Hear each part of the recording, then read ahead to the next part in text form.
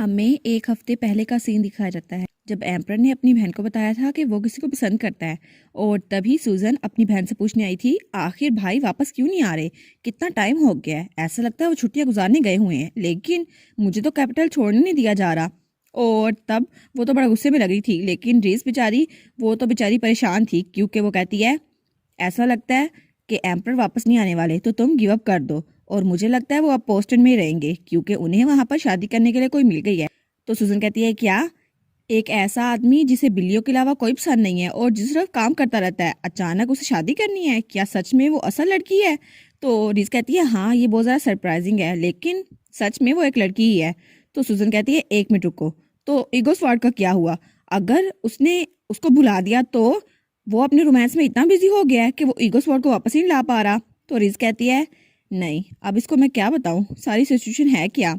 और वैसे भी जिस फेस से एम्परर ने कहा था, मुझे लगता है वो उसको वापस ला के ही रहेगा, लेकिन वो सच में उस लड़की को पसंद करता है। तो सुजन कहती है, अच्छा तुम मुझे नहीं बता दी तो मैं भाई से खुद पूछ लेती हूँ, और मुझे लगता है मुझे उनकी फियांसे से भी मिलना पड़ेगा।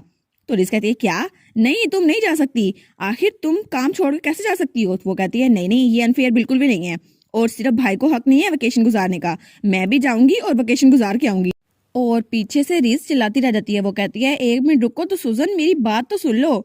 लेकिन उसने उसकी बात नहीं सुनी थी। और तब हमें प्रेजेंट का सीन दिखाया जाता है जब एम्पर के सामने सुजन खड़ी थी। वो कहती है, आखिर यहाँ पर हो क्या रहा है भाई, क्या आपको पता भी है कि मैं और लीज आपका कितना इंतजार कर रहे थे? और एम्पर कहता है, लिज तो बहुत ज़्यादा बिजी होगी काम की वजह से, लेकिन मुझे लगता है सिर्फ तुम्हें फिक्र हो रही थी, और ये बात तो उसके दिल पे ठा करके लगती है। तो हमारी सुजन कहती है, नहीं नहीं ऐसी बात नहीं है, ये सच नहीं है। तो वो कहता है, अच्छा तो फिर तुम मुझे बताओ। तो वो कहती है, अच्छा मुझे छोड़े, आप ये बताएं, आपने अभी तक उसको बताया क्यों नहीं, लीना को, कि आप एम्परर हैं?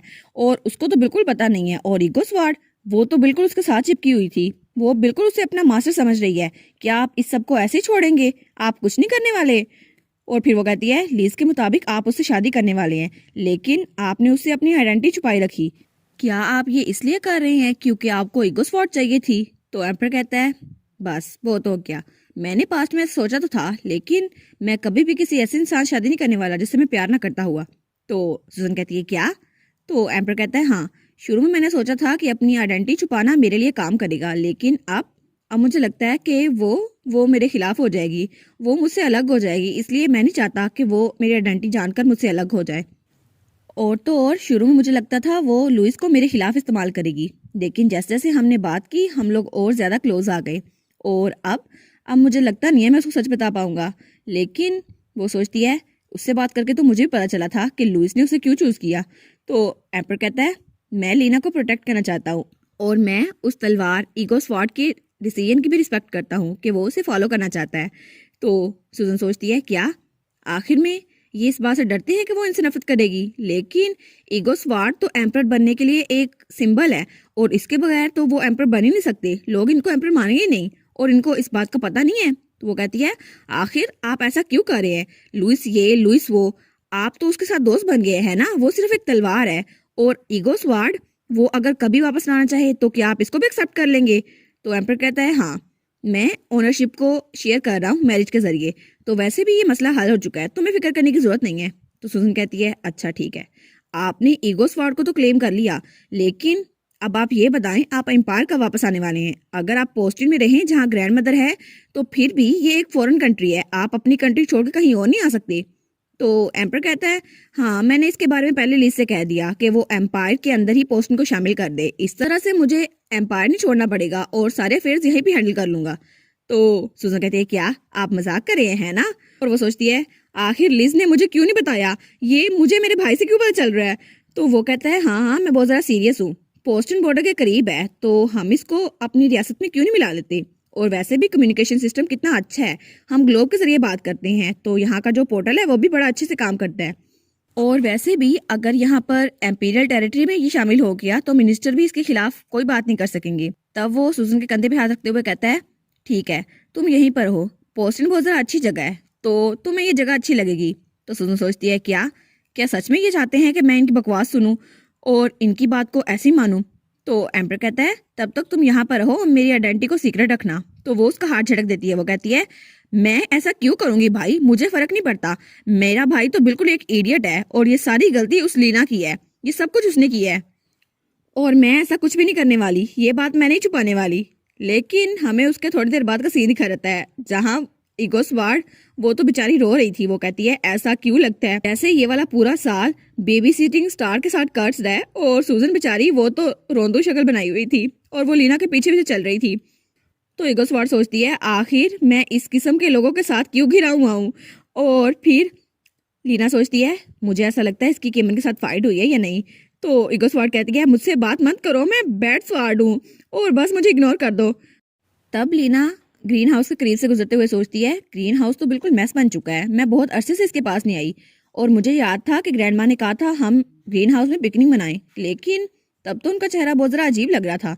पता नहीं उनकी इस जगह के साथ कैसी हिस्ट्री है, कितनी कॉम्प्लिकेटेड होगी। तो तब वो वहाँ नीचे बैठते हुए कहती है लुइस क्या तुम सीजर में ट्रांसफर हो सकते हो, मुझे फ्लावर्स को ठीक करना है। तो सूजन कहती है क्या तुम इस तलवार को किस में चेंज करने वाली हो। वो कहती है सीजर्स ऑफ कोर्स। तो वो कहती है लेकिन वो तो गार्डनर्स का काम है ना। तो हमारी लीना कहती है सच में ये गार्डनर्स का काम है। वो कहती है हाँ मैंने यही कहा गार्डनर्स का काम, तुम ये क्यों कर रही हो। और वो सोचती है मैं अपने भाई पे पहले बहुत ज़्यादा गुस्सा हूँ, लेकिन अब अचानक ये फ्यूचर एम्प्रेस बनने वाली है, लेकिन ये अचानक ऐसे काम क्यों करने लग गई है, ये तो गार्डनर्स का काम है ना और फ्यूचर एम्प्रेस को ऐसा नहीं करना चाहिए। लेकिन लुइस वो तो कैंची बन चुका था और हमारी हीरोइन उससे काम कर रही थी। वो कहती है अगर तुम्हें हेल्प करनी है तो ग्लव्स पहन लो। तो सूजन चिल्लाकर कहती है तुम मेरी बात ही समझी, मैंने कहा कि ऐसी चीजें एम्प्रेस को अच्छी नहीं लगती। तो वो कहती है क्या ये मुझ पे गुस्सा क्यों हो रही है। और तब वो गुस्से में आते हुए कहती है बस बहुत हो गया, बहुत बदतमीजी सहली मैंने इसकी।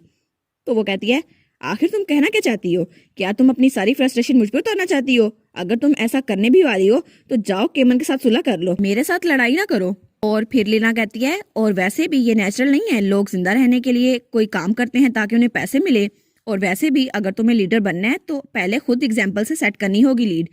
तो वो कहती है क्या भाई ने भी यही कहा था कि लीडर वो सुस्त नहीं बैठ सकता, उसे अपना बेस्ट देना होगा वर्कर्स को मोटिवेट करने के लिए। और भाई तो बिल्कुल बिजी रहते थे, लेकिन शायद वो भी इनको इसीलिए पसंद करते हैं। तो वो कहती है अब मैं समझ गई कि भाई तुम्हें क्यों पसंद करते हैं। तो वो कहती है क्या। फिर सूजन कहती है क्या तुम मेरे भाई से प्यार करती हो। तो लीना कहती है क्या प्यार, आउट ऑफ नोवेयर ये कहाँ से बात आ गई इसकी। वो कहती है नहीं मुझे समझ नहीं आ रही तुम्हारी बात की। तो सूजन कहती है मेरा भाई बचपन से टफ लाइफ गुजारा था, हमारे ग्रैंडफादर बहुत ज़्यादा स्ट्रिक्ट और टेरिफाइंग इंसान थे। तो लीना कहती है ग्रैंडफादर, इसका मतलब है ग्रैंड माँ के एक्स हस्बैंड।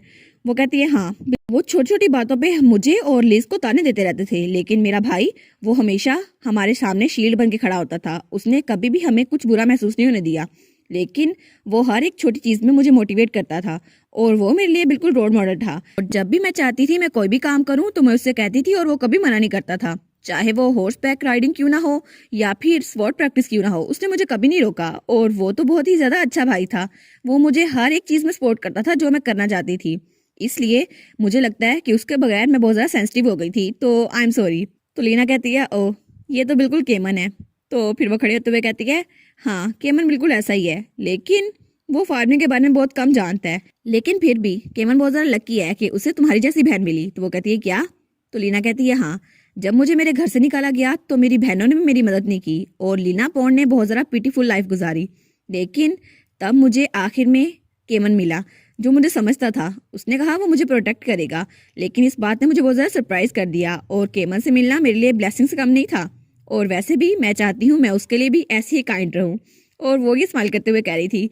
तो तब सुजन खड़ी होते हुए कहती है ठीक है, तो तुम मेरे भाई का ख्याल रखना और अगर वो तुम्हें हार्ड टाइम दे तो मुझसे बात करना, हम वैसे भी फैमिली बनने वाले हैं, है ना। तो लीना कहती है क्या क्या इसने कहा फैमिली। वो कहती है सच में। और फिर वो उसके साथ हाथ मिलाती है। तो लीना कहती है मैं अपनी बेस्ट करूंगी। और उसके बाद वहां से कोई चिल्लाता हुआ आता है, कहता है मुझे अंदर आने दो। लेकिन लीना और सुजन दोनों उस तरफ देखती है। तो तब बटलर भागता हुआ आता है। वो कहता है आप दोनों अभी के लिए ग्रीन हाउस में चल जाएं। तो लीना और सुजन कहते हैं क्या ये आखिर बाहर हो क्या रहा है। तो वो कहता है असल में बाहर इंट्रूडर्स आए हैं, वो लोग बिना परमिशन यहाँ आने की कोशिश कर रहे हैं, तो हम लोग उन्हें बाहर रखने की कोशिश कर रहे हैं। तो लीना कहती है क्या क्या ये मेरे डैड हैं। और उसके बाद हमें ग्रैंड माँ लॉर्ड दिखाई जाती है। वो कहती है इनकी हिम्मत कैसे हुई, इन्हें लगता क्या है ये कौन है, और अगर ये फोर्सफुली लीना को ले जाना चाहते हैं तो ये कितना ज़्यादा घटिया काम है। तब केमन वहाँ आते हुए कहता है किसी और की टेरिटरी में अपने सोल्जर्स लेके आना, ये तो वार डिक्लेयर करने के बराबर हुआ। ग्रैंडमा, ये बहुत ज़्यादा डेंजरस है, मुझे आपके साइड पे खड़ा होने दें। तो ग्रैंडमा लॉर्ड कहती है, बिल्कुल नहीं, तुम एम्पायर के एम्परर हो और पोस्टिन ये मेरी स्टेट है, यहाँ पर एम्परर का क्या काम। तो वो कहता है, लेकिन फिर भी मैं आपकी हेल्प कर सकता हूँ। तो ग्रैंडमा लॉर्ड वहाँ जाते हुए कहती है, नहीं, तुम लीना के लवर हो, है ना, लेकिन इस वक्त तुम इमोशन से काम नहीं ले सकती, तो मैं तुम्हें अलाउ नहीं करूंगी। ये मेरा मामला है और उसे मैं खुद सुलझाऊंगी, तो मुझ पर ट्रस्ट करो। तो केमन वो कहता है, ठीक है, मैं आप पे ट्रस्ट करता हूँ, तो प्लीज़ केयरफुल रहिएगा। और तब वो उसके डैड को देखते हुए सोचता है, ये आदमी, इसने अपनी बेटी को यूजलेस कहा था और उसे अबंडन कर दिया था। इसने उस वक्त उसे छोड़ दिया था जब उसे सबसे ज़्यादा ज़रूरत अपने डैड की थी। लेकिन अगर लीना किसी दिन उसे माफ़ भी कर दे अपने डैड को, तब भी मैं कभी भी इस आदमी को माफ़ नहीं करूँगा जिसने अपनी ख्वाहिश के लिए अपनी बेटी को अबंडन कर दिया। और इसी के साथ ये वाला पार्ट यहाँ पर ख़त्म। तो आप लोग बताइएगा आपको ये पार्ट कैसा लगा। प्लीज़ लाइक करिएगा, कमेंट करिएगा और शेयर करिएगा। और जो न्यू व्यूवर्स हैं काइंडली वो चैनल को सब्सक्राइब कर दें। और पिछली वीडियोस का लिंक आपकी स्क्रीन पर नज़र आ रहा होगा, तो काइंडली उनको भी चेकआउट कर लें। Thank you so much.